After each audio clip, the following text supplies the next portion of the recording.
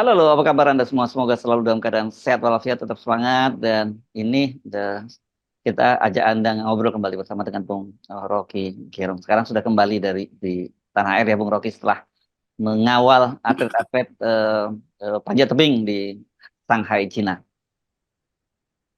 Iya, saya baru pulang nih dan alhamdulillah kita Hmm, dapat hmm. satu medali emas Hmm. putra dan satu medali perak putri. Jadi kita punya peluang besar untuk bawa tim kita itu ke Paris Olimpiade 2024. Hmm. Nanti akan mampir lagi satu kali lagi kompetisi di Budapest. Tapi saya berterima kasih dan semua orang itu juga menganggap aneh kalau saya berterima kasih pada Pak Jokowi juga. Padahal sebetulnya itu atas nama artis, atlet. Atlet, Saya ya. ucapkan terima Hmm. di ingatan saya itu artis dulu. Ya. Jadi betul bahwa saya ucapkan terima kasih pada negeri ini dan terutama saya mesti sebut nama Pak Menpora dan Pak Presiden Jokowi, ya, karena ya. ini adalah kita mengibarkan dan menyanyikan Indonesia Raya di Shanghai dan semua orang yang nonton itu mengucapkan selamat pada kita. Jadi saya bawa tim itu dan membawa pulang medali emas dan perak. Dan Ya. itu kita berikan untuk negeri tercinta sambil mengingatkan mereka yang eh, melatih diri di bidang panjat tebing itu adalah olahraga yang paling risky sebetulnya dari segi pencapaian karena 0,00 sekian detik itu terpleset kecil itu artinya kehilangan waktu karena ini waktu tempuh itu cuma 4 kalau pria itu 4 sampai 5 detik itu rekor Hmm. dunia kalau perempuan 5 sampai 6 detik. Jadi ini betul olahraga yang sangat memikat karena Indonesia selalu dianggap nggak bisa masuk ke Olimpiade. Nah, kita punya 2 medali emas Olimpiade kemarin dan sekarang kita akan berupaya untuk tambah Yes, oke. medali. Jadi saya minta kalangan bisnis juga untuk sponsori dong ini olahraga Ya. yang didasarkan pada kemampuan anak-anak daerah justru. Ini semua atlet dari daerah yang latihan dari awal, mungkin ada yang anak guru, anak petani, tapi mereka berupaya untuk membangkitkan semangat bahwa Indonesia bisa dihitung di dalam Olimpiade dunia itu. Dan dari balik tebing-tebing di desa-desa, kita tahu ada janji untuk menerbitkan matahari panjat tebing. Ya. Yes, oke, baik. Kembali ke tanah air tadi tentu saja kita mestian ya. Kita hari ini kita telah mengantarkan seorang sahabat, seorang senior ya. Ya gak apa ya ini kan beliau ini multi talent juga ya. Beliau adalah seorang wartawan, seorang seniman juga dan juga seorang ilmuwan, guru ilmu politik Profesor Salim Said Bung Rocky tadi kan dimakamkan di Tanah Kusir. Saya kira ketika beliau dimakamkan tadi siang Anda sedang dalam penerbangan dari Shanghai menuju Jakarta ya. Ya, buat keluarga tentu saya ucapkan duka cita dan saya kenal Salim Said, Bang Salim, dan lama kami mengurus sebuah sekolah namanya Sekolah Ilmu Sosial. Hmm, Di hmm, situ hmm. diajarkan tentang cuman tiga mata kuliah, ekonomi, Hmm. eh, comparative politics dan filosofi itu. Dan Pak Salim Said membidangi bidang politik, Pak ekonomi Dr. Syahrir udah almarhum juga. Hmm. Dan filsafat itu adalah Dr. Ignaz Kleiden tuh. Saya kepala sekolah waktu itu. Jadi Iya, iya. tiga Tahun orang ini 90-an betul-betul ya, saya Bung Rocky. kenal. Tahun 90-an ya. Iya, Hmm. Ya. iya tahun 90-an. Jadi saya kenal baik itu kapasitas Pak Salim Said, kapasitas almarhum Dr. Syahrir juga ekonomi yang bagus sekali dari Harvard University, lalu ada Ignaz Kleiden yang belajar filsafat dari SMA, belajar ke Jerman segala macam.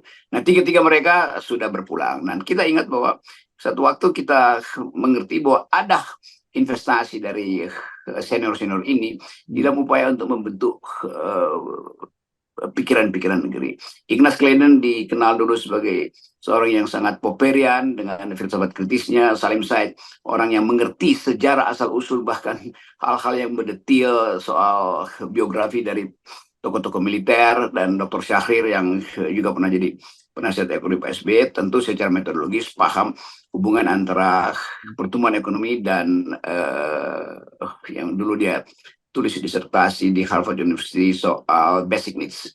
Ya. Jadi kita punya perlengkapan intelektual sebetulnya yang sekarang kita kehilangan tokoh-tokoh semacam itu. Tapi saya percaya banyak anak muda yang belajar secara serius baik dalam negeri maupun luar negeri yang memungkinkan kita untuk regain our basis dari on intellectual capacity itu.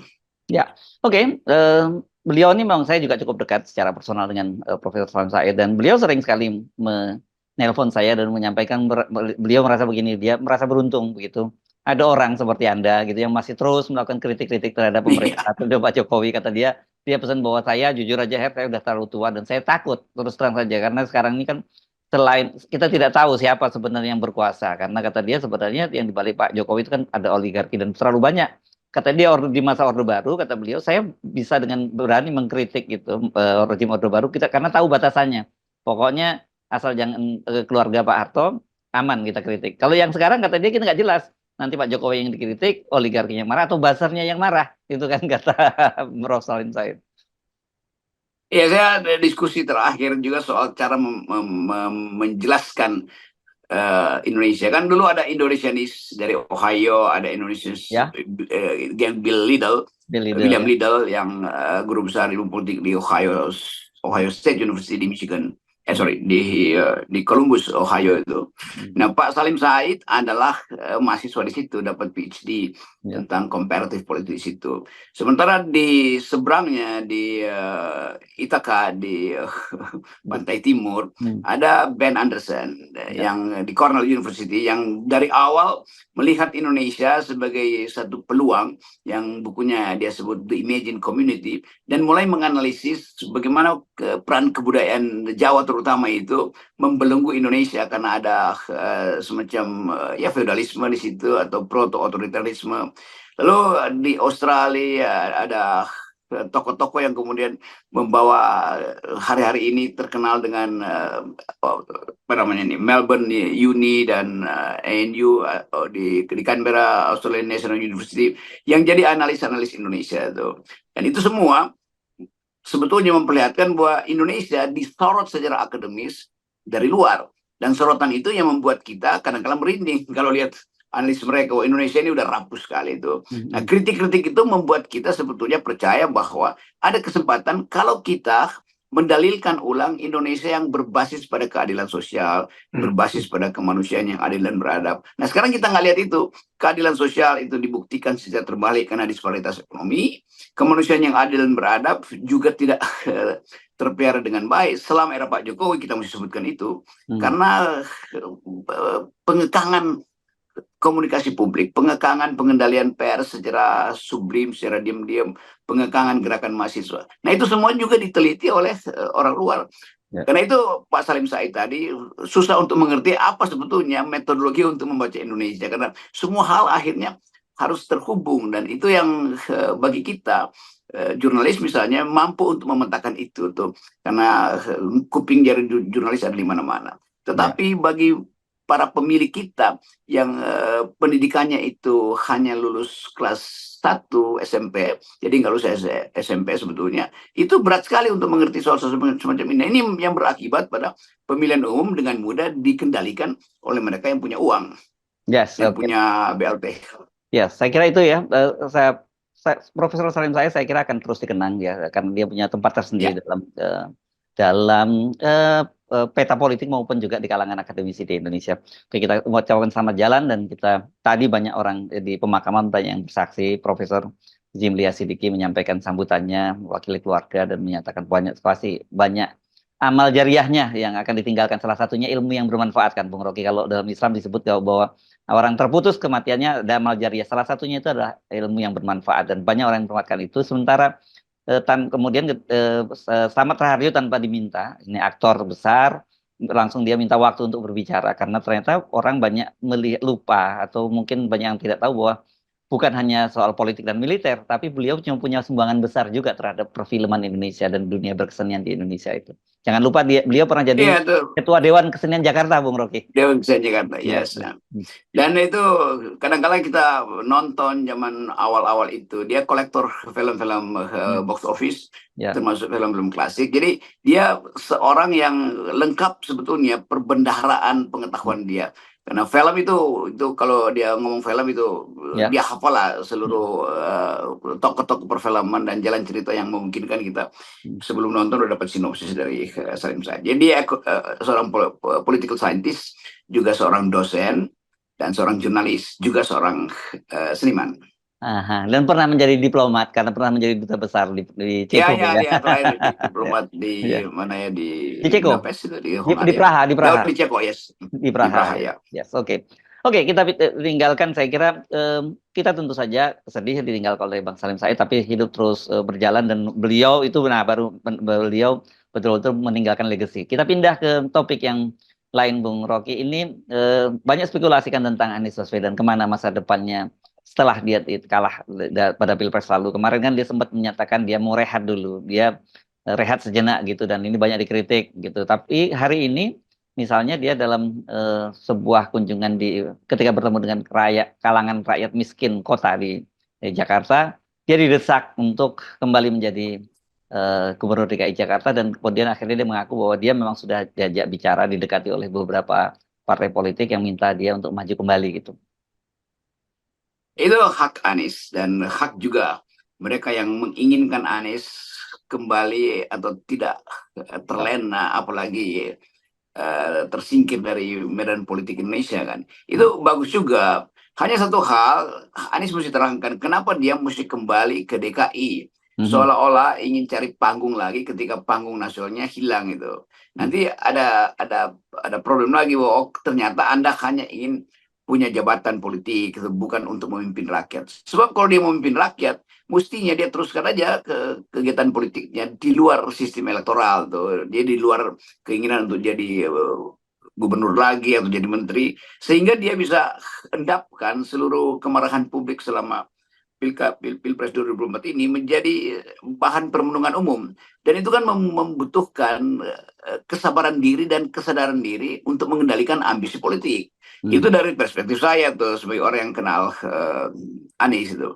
Tapi mungkin ada lingkungan yang menghendaki Anies mulai diinvestasikan sebagai kuda hitam atau kuda putih atau kuda merah atau kuda hijau, untuk tergantung partainya warnanya, blanketnya kan. Karena itu tetap orang menganggap bahwa kalau mau maju ya bikin partai sendiri aja kan. Sebab Mhm. pada akhirnya partai-partai yang ada sekarang kan tetap mengalami devaluasi di mata publik tuh. Jadi Mhm. kelihatannya itu problemnya. Tapi ya sebagai sahabat ya saya hanya serongkan itu sebagai dilema buat Anies. Dia bisa tentukan sendiri dia mau memimpin satu jenis politik yang non elektoral, artinya berupaya untuk memahami gerak-gerik politik Indonesia tanpa harus ikut serta di dalam kepemimpinan politik formal di partai atau sebagai jabatan eksekutif, atau dia mau membangun partai baru untuk memungkinkan dia mengatur sendiri alam pikirannya. Bayangkan misalnya kalau Anies jadi gubernur DKI dan sama juga polanya, dia koalisi dengan beberapa partai, lalu partai-partai itu mendagangkan dia, kan sama konyolnya tuan. Jadi Mhm. sekali lagi nih soal dilema moral bagi atau dilema etik bagi Anies yang kalah tapi tidak mau lepas dari radar politik nasional. Ya, iya, iya. Ini menarik karena memang sempat ditanya apakah dia tertarik mungkin membangun politik waktu partai politik waktu itu dia menyatakan dengan tegas tidak, dia tidak akan membangun partai politik. Padahal sebenarnya kalau kita kemarin menyimak putusan Mahkamah Konstitusi kan Mahkamah Konstitusi mengamanatkan agar diubah ya atau batas parliamentary threshold. Kan sekarang yang menjadi selalu ketakutan, kekhawatiran dari orang bangun partai politik itu kan sangat berat sekali syarat untuk bangun politik di Indonesia itu dan juga salah satunya adalah soal parliamentary threshold yang 4% itu dan Mahkamah Konstitusi kan sudah minta agar itu diturunkan. Cuman formulanya berapa persen itu kan kembali ke open legal policy ya, kembali pemerintah dan DPR. Tentu partai-partai yang ada di DPR sekarang berkepentingan untuk tidak terlalu banyak partai yang ada gitu. Iya, itu kalkulasi kuantitatif. Tapi kok kualifikasi lain yang mesti kita hitung adalah apakah Anies akan dibayangkan sebagai pesaing Gibran misalnya. Kan Ya. itu satu soal juga. Dan kalau Anies tampil sebagai pesaing Gibran, maka akan berlaku peristiwa sama. Hmm. No more, tidak boleh lagi ada Anies. Hmm, ya. Karena Gibran harus diloloskan. Hmm. Tetapi politik bisa berubah juga. Kalau Pak Jokowi udah lengser, tentu Gibran tidak punya lagi semacam kimia pengikat dia di dalam koalisi Prabowo. Karena Prabowo tentu akan tampil dengan kepemimpinan sendiri itu. Jadi Hmm. ini juga tricky sekali itu kondisi Anies secara politis itu. Kalau membayangkan Anies harus ada di situ dan kita mulai menduga 2029 siapa yang akan bermain di dalam kompetisi itu, pasti Anies ada. Kalau dia mau jadi gubernur DKI itu artinya dia investasi untuk 2009. Ada AHY yang pasti akan jadi menteri di kabinet Hmm. Pak Prabowo. Prabowo itu Hmm. apapun Lalu ada Gibran. Jadi mungkin ada 3 anak muda di situ. Lalu ada mungkin anak-anak muda yang bupati-bupati dari tempat yang belum terdeteksi atau terendus oleh partai politik muncul lagi di situ. Tetapi satu poin selalu mesti kita lihat bahwa selama Anies punya ambisi, selama itu juga Pak Jokowi akan berusaha Ya, menghalangi Anies. ya. Karena pada akhirnya akan ada duel antara Anies dan Gibran misalnya. Walaupun masih jauh 2029, tapi kita bisa lihat gerak-gerik dari sekarang kan. Kan nggak mungkin Gibran itu diinvestasikan, dititipkan pada Prabowo kalau bukan demi 2029. Itu Ya, soalnya tuh. ya. Dan ya saya kira bagus juga kita tonton ini sambil kita persiapkan satu kebudayaan politik baru, satu etika politik baru, supaya semua orang merasa nyaman kalau dia mencalonkan diri sebagai presiden atau wakil presiden.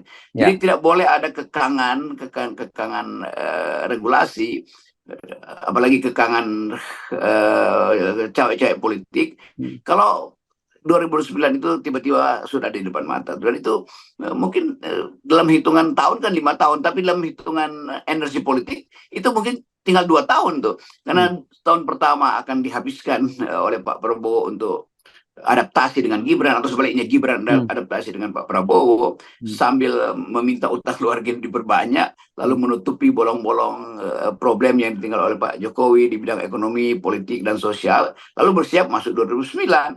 Nah itu saya kira itu variabel-variabel yang sudah terlihat. Yang belum terlihat adalah yang saya sebut tadi, upaya Pak Jokowi untuk hanya memungkinkan Gibran yang lolos ke 2009. Nah, Ya. itu tergantung pada kapasitas Pak Jokowi di dalam kabinet Pak Prabowo, karena nggak mungkin Pak Jokowi menjadi terlalu dominan di kabinet Pak Prabowo. Itu artinya Prabowo juga kehilangan akses untuk membentuk dirinya atau kadernya dari Gerindra untuk ikut dalam 2009. Ya, oke. Saya kira tapi apapun ini sangat menarik. Kemudian apalagi yang mendorong dia adalah rakyat miskin kota begitu ya. Sebuah contrasting karena bagaimanapun kalau Anda tadi menyebut Gibran atau Pak Jokowi itu juga dia bagian dari oligarki, bagian kekuatan modal. Sementara Anies itu bagian dari simbol itu langsung kontrasnya terasa rakyat miskin. Tetapi realitasnya kita tahu bahwa politik Indonesia itu sekarang itu dikendalikan oleh para pemilik modal. Ya, itu secara ideologi rakyat miskin itu potensi melakukan perubahan. Hmm. Tapi Indonesia ada kultur kemiskinan, beda itu ya. Ya, Ada culture of poverty itu menyebabkan yang miskin ini justru nggak bisa bersuara karena bisa ya, disumpal oleh ya. yang tidak miskin kan. Hmm. Jadi yang sering kita harus duga bahwa rakyat miskin itu adalah rakyat yang mampu melakukan perubahan radikal. Tetapi Indonesia punya parameter yang lain, yaitu kultur kemiskinan itu sendiri akan membuat rakyat miskin mudah untuk dijebakkan dalam politik uang. Yes, oke, baik. Jadi kita Dilemanya di situ. kita tunggu ya Bung Rocky karena sudah muncul juga calon independen, salah satunya yang sudah kemarin akhirnya serius mendaftar di calon independen, Komjen Dharma Pongrekun. Ini juga sahabat kita kenal juga lah dia. Dan ini Ya, saya kita kenal. hargai ya. Ya, Ya itu bintang 3 polisi. ya, Oke. yes, oke. Baik, makasih Bung Rocky ya. Tetap no. Yo, iya.